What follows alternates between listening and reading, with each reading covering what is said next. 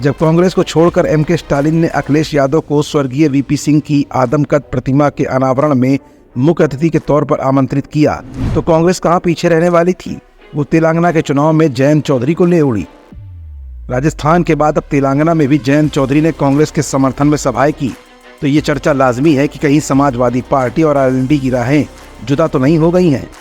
राजस्थान के विधानसभा चुनाव तक तो ठीक था, क्योंकि पिछले चुनाव में भी आरएलडी और कांग्रेस का गठबंधन राजस्थान में हुआ था। लेकिन तेलंगाना में हैदराबाद में कांग्रेस के समर्थन में जयंत चौधरी की चुनावी सभाओं ने समाजवादी पार्टी की टेंशन बढ़ा दी है, क्योंकि हैदराबाद में जयंत का क्या काम, ना तो उनकी फॉलोइंग वहाँ है और ना ही जाटों का वोट।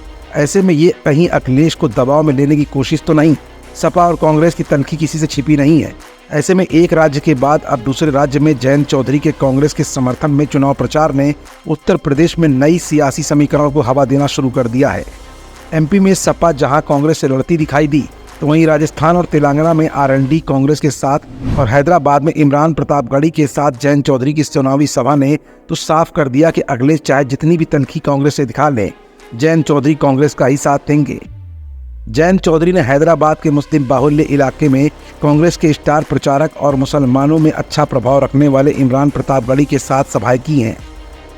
तेलंगाना चुनाव प्रचार में ये जयंत की चुनावी सभाएं कम, कांग्रेस की मैसेजिंग ज्यादा दिखाई दे रही है।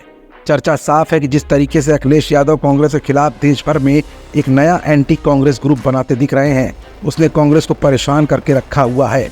कई मौकों पर अखिलेश यादव गैर भाजपा गैर कांग्रेस गठबंधन की वकालत कर चुके हैं, तीसरे मोर्चे का जिक्र भी कर चुके हैं और इन 5 राज्यों के विधानसभा चुनाव में जिस तरीके से अखिलेश ने अपनी अलग लाइन ले रखी है और चुनाव के दौरान ही कभी बीआरएस प्रमुख के चंद्रशेखर राव से मिलने हैदराबाद पहुंच जाते हैं तो कभी स्टालिन के बुलावे पर चेन्नई पहुंच जाते हैं, इससे साफ हो गया है कि इंडिया गठबंधन के भीतर भी एक नए प्रेशर ग्रुप की योजना को अखिलेश यादव अंजाम देने में जुटे हुए हैं, जो कांग्रेस को रास नहीं आ रही है। इसीलिए एक दूसरे को दबाव में लेने की रणनीति का नया रण क्षेत्र उत्तर प्रदेश का सियासी मैदान बनने वाला है। जी हाँ, ये वही अखिलेश और जयंत चौधरी हैं जो इंडिया गठबंधन बनने के बाद एक दूसरे के इतने करीब थे कि उत्तर प्रदेश में जाट समीकरण से लेकर पिछड़ा, दलित और अल्पसंख्यक का समीकरण इंडिया गठबंधन को मजबूती देता दिख रहा था। लेकिन मध्य प्रदेश की विधानसभा चुनाव के बाद उत्तर प्रदेश से लेकर पूरे भारत में इंडिया गठबंधन का समीकरण अब कुछ और ही बयां कर रहा है। ऐसे में इंडिया गठबंधन के अस्तित्व को बचाए रखने के लिए समाजवादी पार्टी और राष्ट्रीय लोकदल ने जो खेल रचा है, उससे इंडिया गठबंधन का चूर चूर हो जाना लगभग तय माना जा रहा है।